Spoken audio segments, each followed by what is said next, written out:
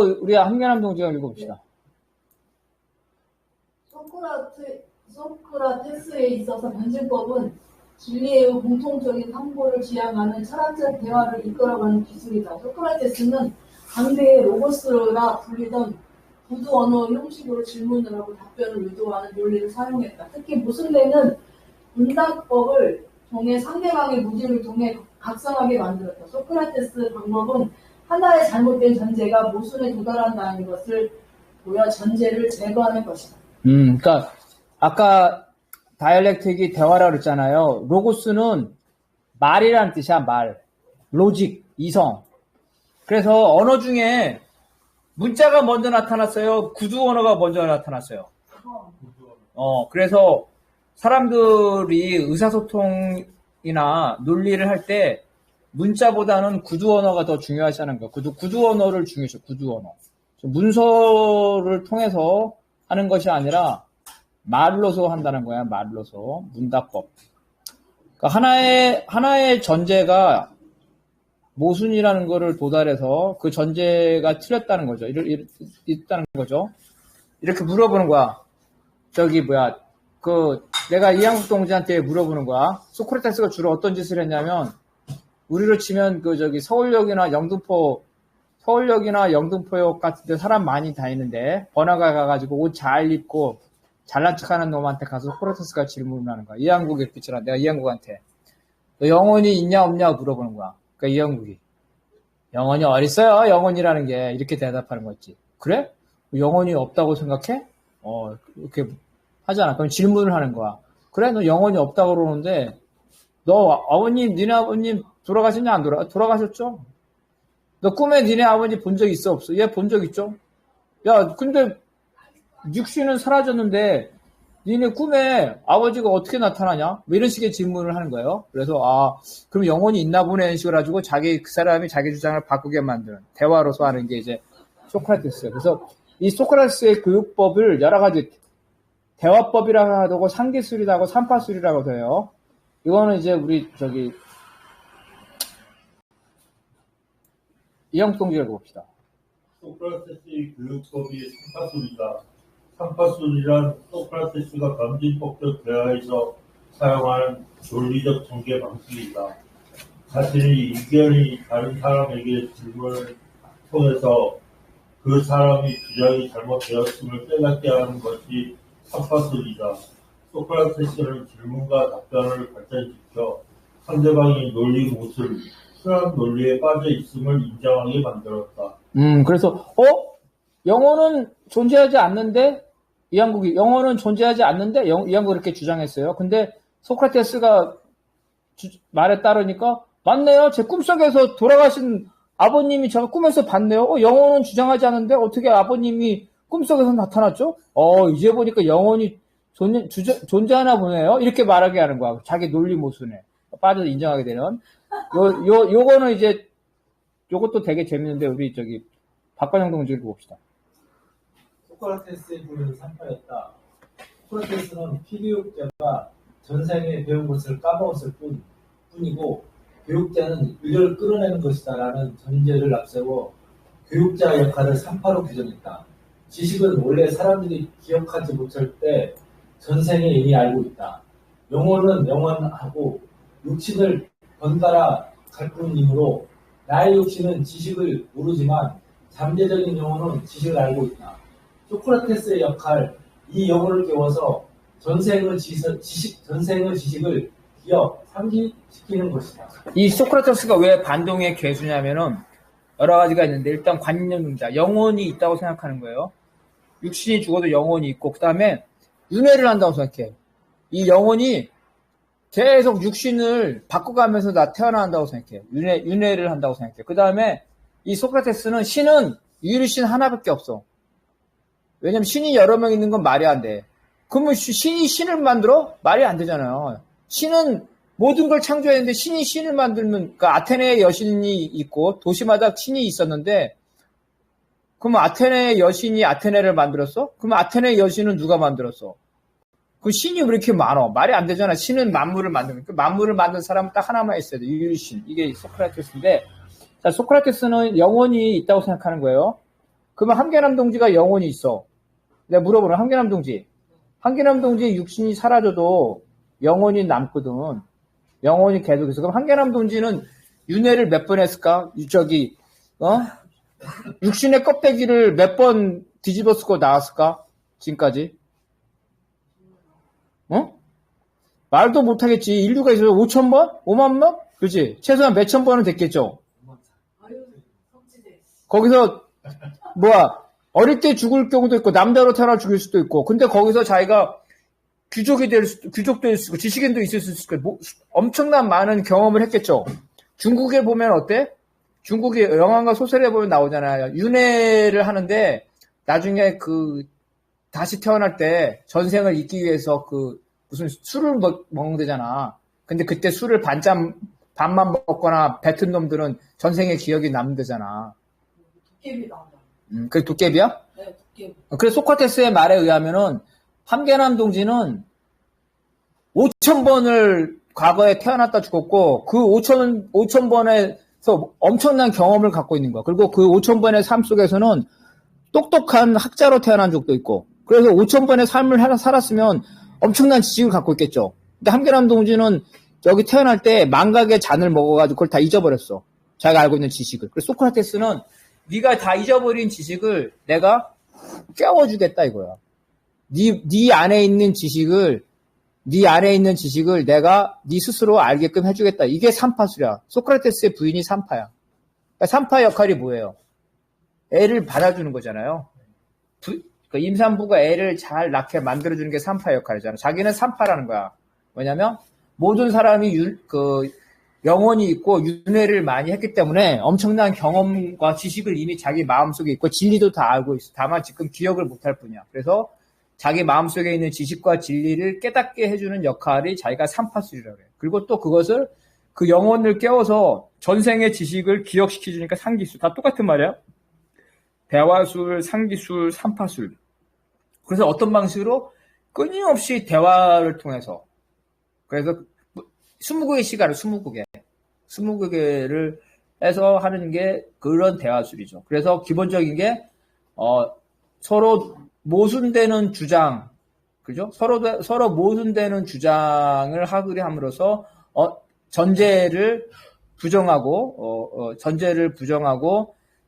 잘못된 지식과를 부정하고 제대로 된 지식, 진리로 가게끔 인도해 주는 것. 이게 이제 삼파술이고 이 대화술이고 바로 이게 변증법적인 다이알렉틱이라는 그런 거. 그러니까 소크라테스만 했던 게 아니라 다른 사람도 했는데 특히 소크라테스는 자기를 이와 같이 이 삼파술이라고 얘기했던 거예요. 그러니까 왜 삼파라고 하는지 알겠죠?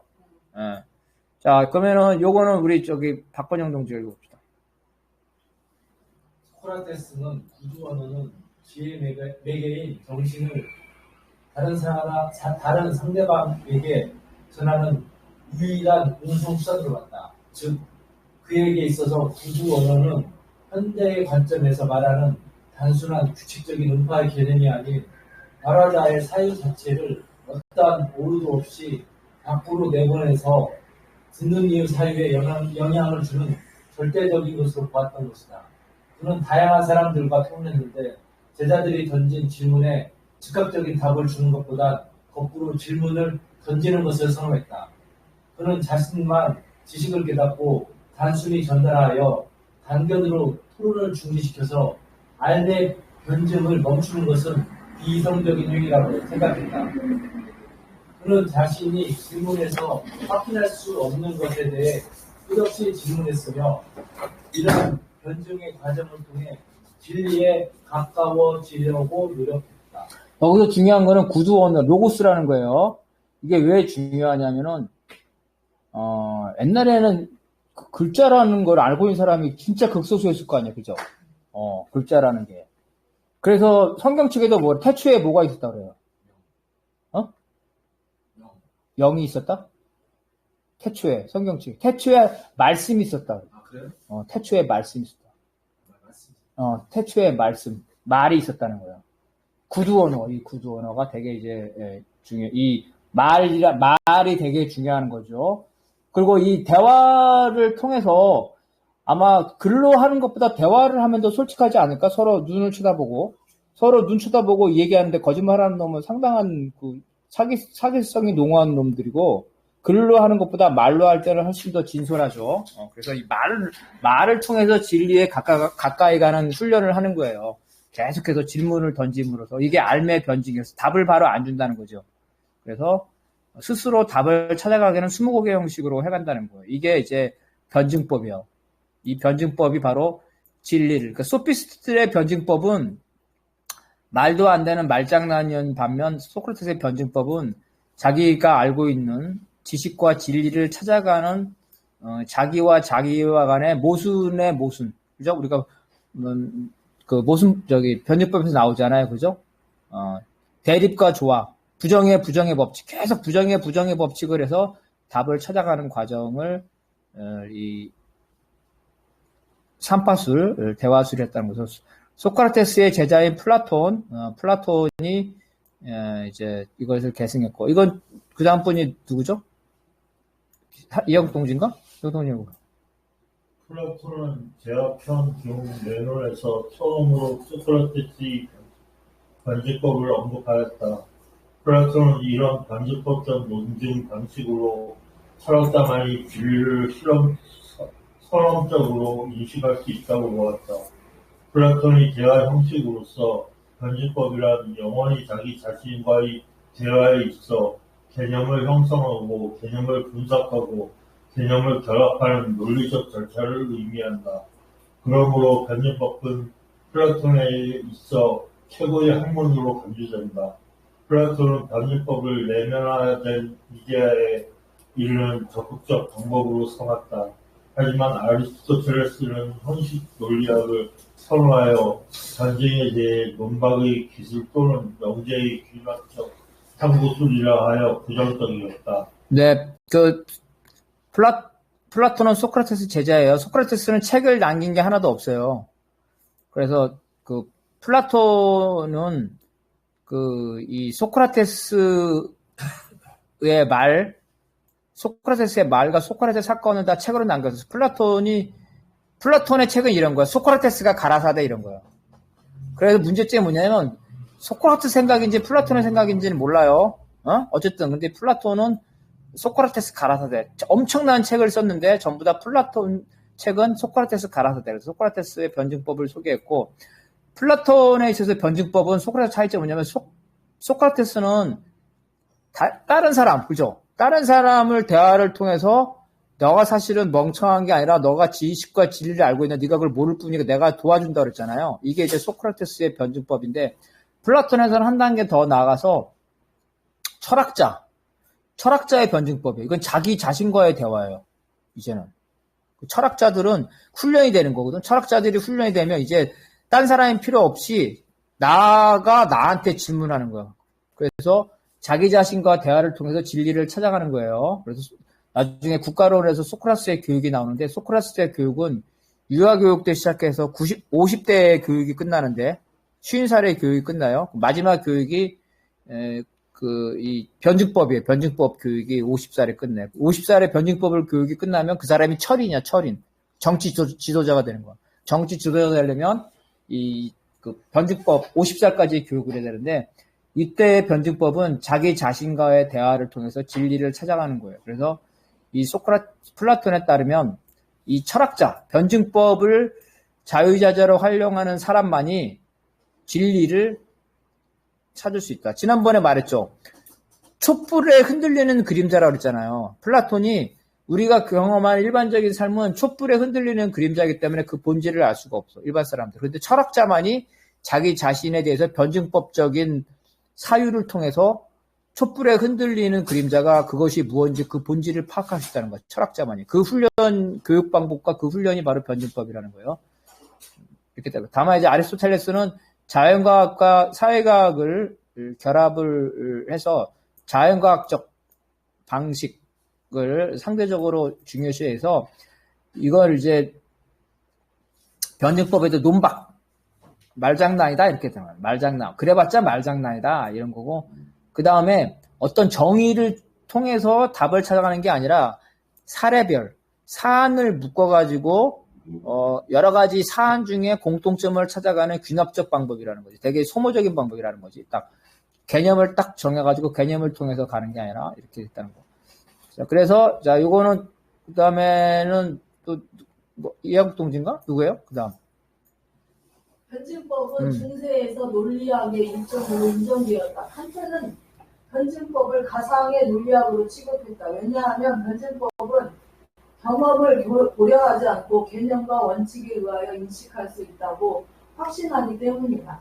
즉 변증법은 선험적인 이성을 도구로 한다. 칸트가 변증법에서 모순된 주장을 경시한 반면 헤겔은 모순된 주장의 긍정적 기능에 주목하였다.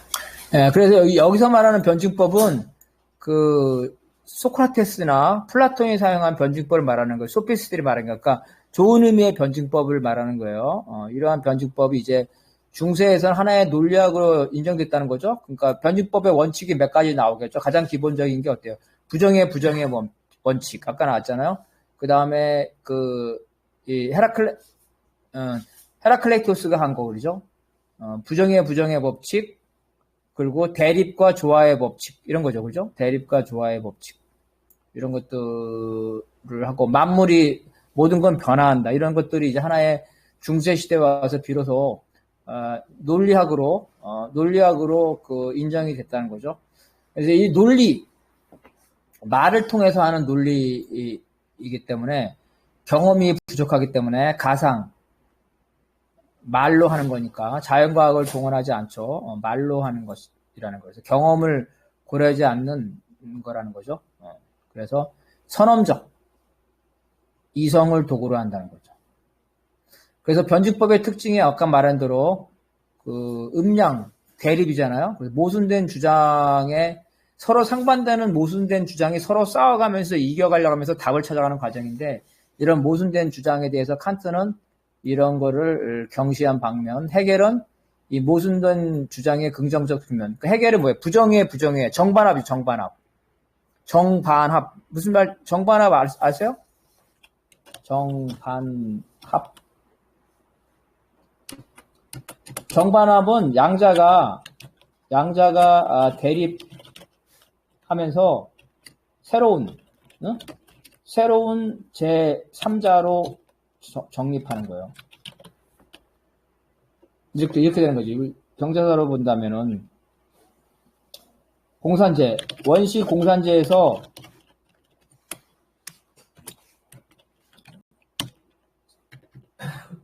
재산이 없죠. 그죠? 무소유죠.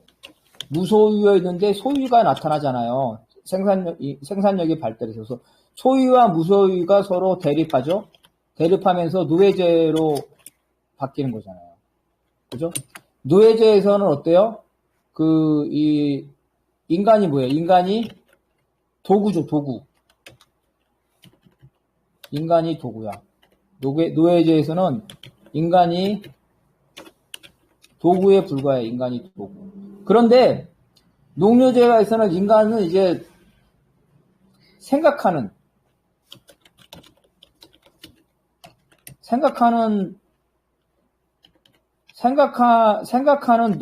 사람? 노동이 되는 거죠. 무슨 말이냐면, 노예는 어때요? 그냥 단순 노동만 한다 그랬죠.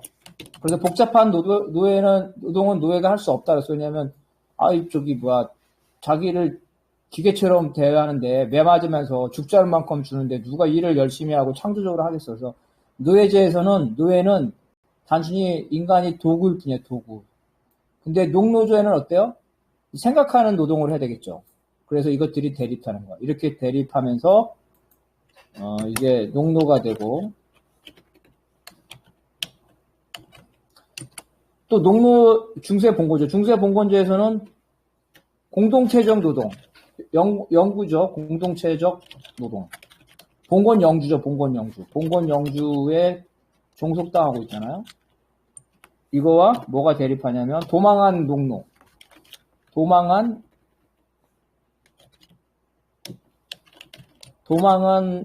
농노. 그죠? 도망한 농노가 도시에서 어때요? 도시에서 임노동을 하죠. 그래서 이거는 개인적 노동이에요, 개인적 노동. 그래서 중세에서 아직도 영주에 봉건 영주에 남아있는 사람은 봉건 영주에서 영주에게 종속된, 신분제에 종속된 공동체적인 종속 노동을 하는데, 그 도시로 도망간 농노들은 도시에서 개인적인 임노동을 하게 되는 거야. 그래서 공동체적 노동, 개인적인 노동, 신분적 노동, 형식적인 자유로운 노동이 돼서 이게 이제 자본주의가 성립하는 거죠. 정반합은 이런 거예요, 정반합. 계속 정반합. 그러니까, 자, 원시 공산주의에서 소유와 무소유가 대립하죠? 원래 정은 뭐야? 원시 공산 처음에 정, 무소유야. 근데 반은 뭐야? 무소유에 반대니까 소유죠? 이게 대립하고 싸우다가 결국은 노예제로 정착이 돼. 그러면 노예자가 다시 정이 되는 거예요. 다시 출발점이 되는 거예요. 노예제에서는, 노예는 단순한 도구죠.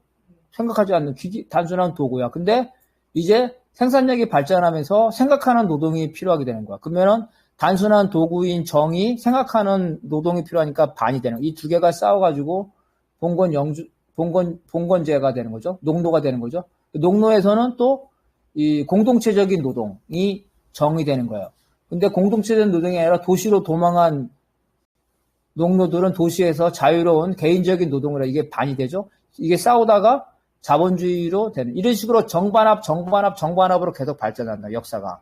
그래서 해결은 이러한 정반, 서로 이게 대립하는 거는 새로운 합의라는 것들을 만들어내는 주장. 그래서 모순된 주장의 긍정적 기능에 이 주목을 했다는 거고요. 좀 있으면 다 끝나니까 여기까지만 하고 질문을 받을게요. 그 다음에는 우리 박건영 동지인가 한번 읽어보실래요? 해결에 있어서 변증법은 부정적 견해인 형이상학적 형식 논리학에 대립되는 인식의 방법이며, 동시에 사유의 자기운동과 자연 역사의 모든 현실적 자기운동에 대한 보편적인 합법직성 이법이었다.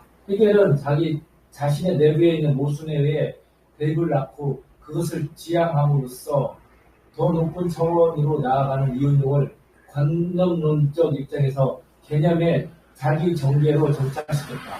해결에 있어 변증법은 사별적 사유의 운동의 한 부분이다. 해결의 변증법에 있어 정립으로서의 모든 개념은 그 대립 개념, 즉 반정립을 밀어낸다. 정립은 반정립으로서 보다 높은 통일애로, 즉 종합애로 지향된다. 그래서 해결은 아까 말한 것처럼 정반합인데, 정반합, 뭐 계속 반복하는 거예요. 정반합의 순환의 발전 과정이라는 거예요. 이렇게 발전 과정이라는 거. 그래서 여기에서 특히 해결은 이 뭐의 정반합 발전이냐면 의식. 관념이죠? 의식이니까 이 관념론. 그래서 해결의 변증법은 관념론적 변증법이에요. 그래서 어떻게 발전하냐면 해결의 변점은 사람으로 쳐보자. 사람. 깐나나 태어났어. 막 태아. 태아가 의식이 있어 없어요? 태아가 의식이 있어? 태아. 조금은 그래도 태아? 전혀 없는 기억. 나중에 기억. 태아가 뭐 뱃속에 있는? 아니야. 태어나자마자 바로 탄생한 신생아. 있죠. 신생아는 자기를 인식할까? 기억은 안 나잖아. 그때 기억이 지금. 신생아가 자기를 인식할 수 있을까? 자기 인식 못하죠. 못 차지. 자아가 없어. 자아가 없다. 자기를 인식 못한다. 즉 자아가 없다는 거야. 자아가. 나와 타인을 구별하지 못하는 거야. 이거를 이제 의식의 혼돈 상태라고 그래. 이게 처음에 의식이. 이게 의식의 혼란이죠? 없어. 근데 얘가 이제 한 3-4살 돼. 3살이 되면 어때? 자기와 타인을 구분하죠. 엄마 아빠 하잖아요. 이 3살 여기서부터 이제는 나와 타인을 구별을 해. 그죠? 그래서 자아가 생겨. 자아가. 그래서 처음에는 혼란이었는데 이제는 그 혼란이 유와 무를 구분하게 돼. 유와 무를 구별. 즉 나와 타인을 나와 타인을 구별하는 거죠. 나와 타인을 구별을 하고. 자아가 생겨. 그러면 자아가 생기면 어때요? 이제, 자아가 생기면 어때? 의사가 생기겠죠. 뭘 하겠다는, 그죠? 의사 요구가 생기잖아, 요구. 그죠? 의사. 그죠? 자기 의사가 생기게 되고, 그죠? 그 의사가 생기게 되고, 또 이 의사가 돼서, 어때요? 이제 논리가 생기게 되죠, 논리. 그잖아요, 자기 논리. 그래서 이 논리가 돼서 이제 뭐 대학에 나오고 뭐 하게 되면은 이성적으로 되면서 하나의 사상 체계가 됩니다. 이 사상 체계가 마지막 되니까 의식의 자기 발전 과정이라고 하는데 의식의 자기 발전 과정인데 가장 낮은 차원의 의식은 자아를 인식하지 못한 의식의 혼란, 유와 무가 없는 혼란이에요. 그런데 유무를 구분해 타인과 나를 구분하게 되고 그래서 요구, 의사, 논리, 이성으로 나중에 사상체계까지 의식의 자기 발전 과정.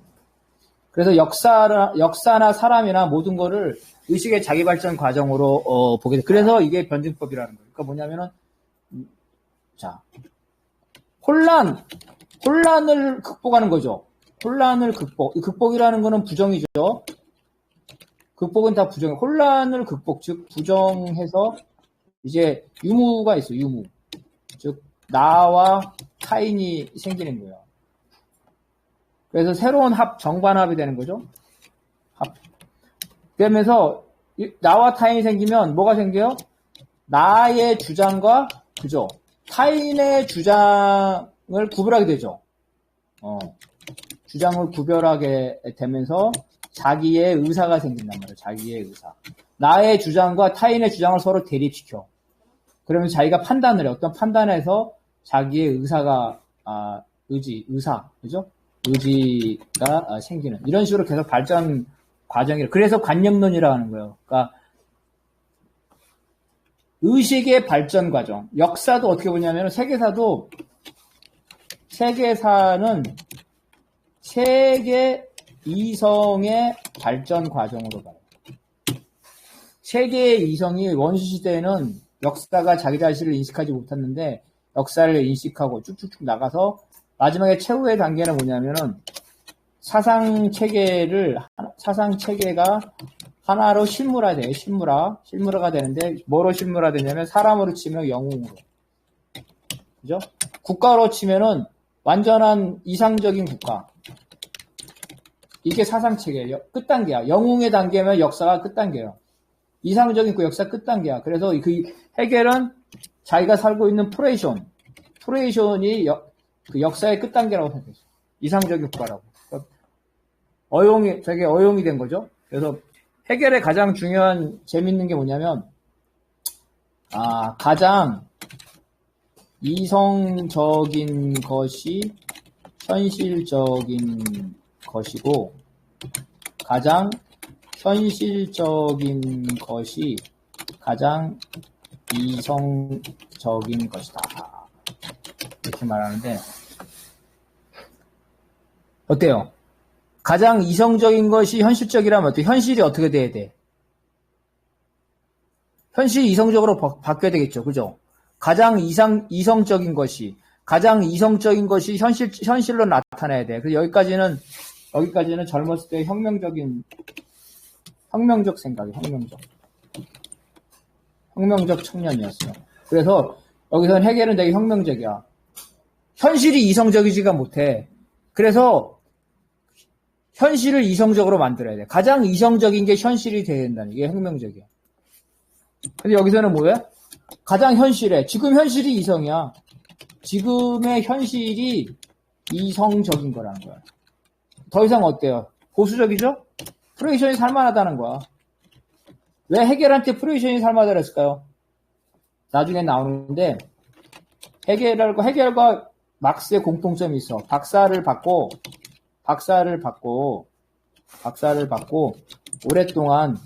오랫동안 마르크스는 영원히 교수가 못 됐고 헤겔의 꿈은 교수였는데 오랫동안 교수가 되지 못했어. 그래서 가정교사로만 살았는데 가정교사 하면서 그 하숙집 아줌마하고 불륜관계 가지고 애도 낳고 막 그랬어.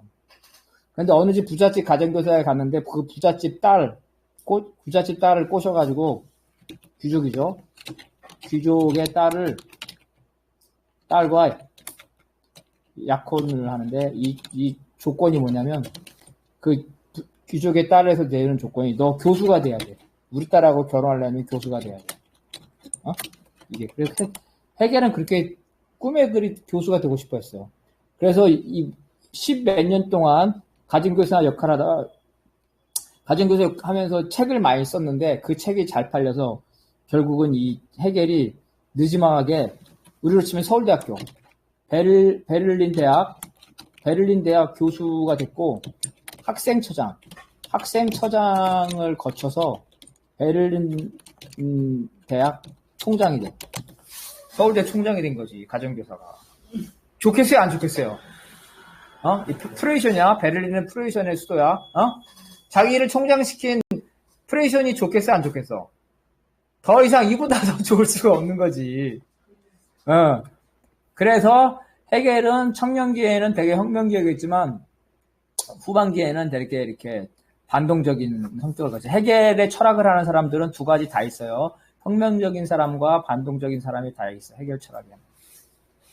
이렇게 되는데, 그래서 이 해겔이 이런 관념론이었고, 두 번째는 처음에 청년 때는 해겔이 혁명적이었지만 노년에 가서는 보수적이었다. 그 이유가 뭐냐면은 아까 말한 것처럼 프레이션을 완성된 역사로 본 거야. 완성된 역사. 완결된 사상체계, 완결된 절대이성, 사상체계. 이 사람은 또 이제 봐봐요. 또 뭐냐면 봐봐. 개인이 있죠. 개인을 극복한 게 뭐야? 여러분, 개인을 극복한 게 뭘까요? 개인을 극복한 거. 자연적으로 개인을 극복한 거. 개인을 원시적으로, 다시 말해 자연적으로. 개인을 원시적으로, 다시 말해 자연적으로. 자연적으로 극복한 것이 뭐예요? 가족이지, 가족. 그래서 개인이 정이잖아. 개인과 개인이 충돌하죠. 개인과 개인이 충돌했는데 이 개인과 개인의 충돌, 여기서 개인은 남녀라고 봅시다. 남녀 개인의 충돌이죠. 충돌을 극복, 개인과 개인을 극복한 게 바로 가족이야. 그래서 남자 여자가 결혼해가지고 애를 낳으면 사이좋게 잘 지내. 결혼하기 전에는 티격태격하고 그러다가 이게 가족이야. 그게 정반합이야. 그러면 가족을 극복한 게 뭐예요? 가족을 극복한 거. 사회? 그렇지, 사회야, 사회. 사회를 극복한 게 뭐예요? 국가주의 뭐, 국가. 그래서 해겔에 따르면 개인과 개인의, 자연적 개인과 개인의 충돌에서 남녀 간의 충돌이죠. 대립을 극복한 게 가족이에요. 그래서 자식 낳고 사이좋게 잘 살아. 애 있는 사람들은 잘 이혼도 안 해. 애가 있으면. 마누라하고 남편은 싫은데 애 때문에 사는 사람이 부지기수란 말이야. 그래서 그 극복한, 남녀 간의 관계를 극복한 게 가족이야. 가족들은 지 자식 새끼만 해. 조국이나 누구야? 이런 데 보면 지 자식만 하려고 뭐 졸업장도 위조를 하고 하잖아요. 전부 다 지 자식 새끼 가르치고 좋은 대학 보내려고 전부 다 자기 마누라 처자식 먹여 살으려고 다 가족과 가족에 충돌한단 말이야. 이기적으로. 그래서 이거 충돌을 하면 안 되기 때문에 이 가족과 가족의 충돌을 해서 가족과 가족, 김씨 가족과 이씨 가족이 사이좋게 할 수 있는 게 만들어주는 게 사회야. 이 사회. 혹은 계급이라고 돼. 계급이라고 해도 돼. 계급. 신분이라고 부를 수 있고. 그래서 사회인데 그러면은 노동자와 자본가 계급이 서로 다르죠. 서로 투쟁하죠. 그죠? 중세시대에는 어때? 왕, 귀족, 농노가 투쟁하죠. 그리고 이러한 사회야 사회. 사회가 투쟁을 하는데 이러한 사회, 신분과 신분의 투쟁, 계급과 계급 간의 투쟁을 극복해서 다양한 신분과 계급들이 조화롭게 살 수 있게 만든 게 국가야. 국가에서 역사가 완성된다. 국가 단계에서 역사가 종료돼. 국가 단계에서 역사가 종료된다. 완성된 거야. 그러니까 프로레이션 단계에서 역사가 프로레이션은 역사의 끝이야. 그죠? 더 이상 추정할 필요가 없죠. 그래서 이제, 이 해겔이 이제 반동이 되는 거예요. 이렇게. 자, 그 다음에 요거, 마지막으로 이양동 읽어봅시다. 해겔을 비판적으로 개선한 마르크스 엥겔스에 의해 변증법은 자연, 사회의 일반적 운동 법칙의 과학으로서 확립되었다. 변증법적 유물론에서 변증법은 물질적, 사회구적, 구성 요소들의 실제적 대립성의 통일을 기조한다. 정립과 반정립은 적대적이다. 이 적대적인 사실상의 투쟁으로부터 새로운 존재 방식으로서 종합이 이루어진다. 네. 그래서 이제 막스 엥겔스의 그 변증법의 차이점은 제일 중요한 거는 유물론이다. 물질 중심에, 물질 중심으로 변증법의 원리를 파악한다. 그죠? 변증법의 원리는 뭐야? 전부 다 그 대립이잖아요, 대립. 조화와 대립. 그죠? 대립, 조화. 부정의 부정. 이런 것들인데, 해겔은 이거를 관념론하고 연결시켰는데, 막스 엥겔스는 그 물질, 유물론하고 연결시켰다는 거예요. 두 번째는, 해겔은 이런 전부 다 둘 다 대립과 조화를 강조했는데, 해겔은 상대적으로 조화의 방점이 있어요. 조화의 방점. 국가는 사회를 조화시킨 거고, 가정은 개인을 조화시킨 거고, 사회는 가족을 조화의 방점이 있었는데, 막스는 이제 조화보다는 이 대립의 방점, 계급투쟁이죠. 대립의 방점이 있다. 그래서 정리하면 변증법이라는 건 무슨 막스가 만들어낸 게 아니라 동서고금에 서양에도 있고 동양에도 있는 것들인 것이고, 변증법은 그 변증법이라는 거는 두 사람의 대화술이었다는 거고, 근데 이 대화가 너무나 말도 안 되는 말장난이기 때문에 하면 안 되고, 어떤 법칙에 따라서 해야 된다고 해서 철학적인 방법으로 고양시킨 거고, 그 철학적 방법은 첫 번째는 관념론적 방법이 있는 거고, 유물론적 방법도 막스가 처음 한 게 아니라 아까 말한 것처럼 헤라클레이토스도 있었다 그랬죠. 다 있어요. 그래서 변증법이든 유물론이든 간에 다 고대, 동양에도 있었고 서양도 있었던, 다만 해겔, 막스를 워가면서 그거를 정형화시키고 체계화시켰다는 거예요. 이게 이제 오늘 여기까지 할 거고, 아까 질문하시려는 것 같은데, 질문든 의견든 아까 누가 지금 어떤 거죠? 사실 가끔 한 번씩 변증법에 대해서 머릿속에 정반합은 가끔 이 머릿속에 잠깐 생각했던 것도 있지는 않았어요. 네. 오랫동안 남았었는데, 오늘 이걸 적용을 하는 거 보면서 항상 정과 반이 그래서 뭐가 도출된다 이런 것에 대해서는 얘기하는데, 만약 소유와 무소유와 소유, 예를 들어 항상 계급사회 신분사회가 되어버리잖아요. 그렇죠. 근데 쉽게 여기서 합의 노예제라고 이야기가 나오는 것이, 그러면서 시대적으로 있던 신분제와 시대적으로 어느 정도 자기 인간은 그때 약간 이렇게 자기가 일하는 것을 다른 사람한테 이렇게 계속 뺏기는 것이 시작되는 것이었고, 그때부터 사람 인간은 먼저 거기서 벗어나기 위해서 조금씩 농노라는 형태로 조금은 그래도 뇌보다 나은 형태로, 그다음에 나중에는 인노동이라고 이렇게 조금씩 그렇죠, 발전하는 거죠. 권리를 찾아나가는 역사일지 몰라요.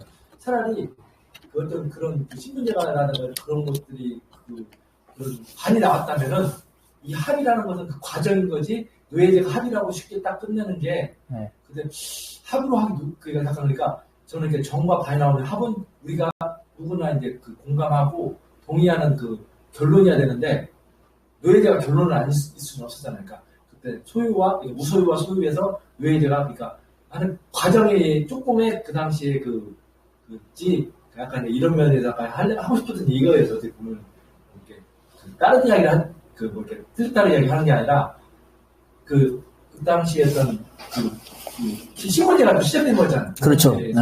노예제가 되면서, 그러니까 신분제와 약간 이렇게 인형 물질이라는 어떤 그런 것 때문에 경제적인 문제를 어떻게 보면 뺏는 뭐 그런 것 때문에 그래서 합의라는 건 노예되니까 어떤 그 과정이 아직 중이지 않나라는 생각이 조금. 그게 맞아요. 그 맞는 말이니까 원시 공산제에서는 기존의 무소유와 소유가 대립하잖아요. 근데 여기서 자, 나중에 나오는데 양자가 서로 대립하면 그 주요한 측면과 부차적인 측면이 있는 거예요. 그래서 원시 공산제에서 노예제로 넘어갈 때 무소유와 소유가 대립하는데 우세한 측면이 소유가 더 우세한 측면이 되면서 소유제도가 생기게 되면서 소유의 승리로 노예제가 된 거죠. 근데 노예제는 또 여기서 멈추는 게 아니잖아요. 아까 말씀하신 노예제는 농노조로 가고 그다음에 자본주의 임노동으로 가고 그래서 이런 식으로 계속해서 정반합이 순환돼가는 과정이라는 것. 그래서 그게 거기서 생산이라는 것 때문에 그 당시 결론이 노예제를 사람들이 이제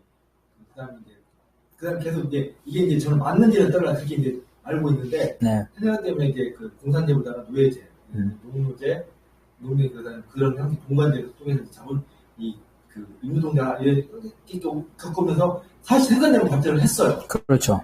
하지만 이거는 그랬던 보는 현실이고 그 보는 현실이고 그 상황에서 계급이라는 거잖아요. 이런 따라 같은데 그 문제가 생겼던 거였었고 좀 생산적 문제가라는 게 항상 있었던 것 같아요. 인간의 어떤 그런 어떻게 지금 보면은 경제적으로 정도 그 당시 인노동 원시 사회보다는 조금씩 먹고 살기라는 거 좀 나아진 인류 문명 발전했어요. 그렇죠. 그래서 발전 과정이 원시 공산제보다는 노예제가 낫고 노예제보다 농노제가 낫고 농노제보다는 현재 자본주의제도가 사실은 생산력이 낮다는 거지.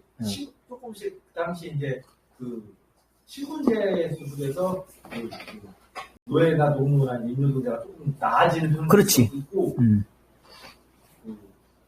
그런다 하더라도 좀 나아지니까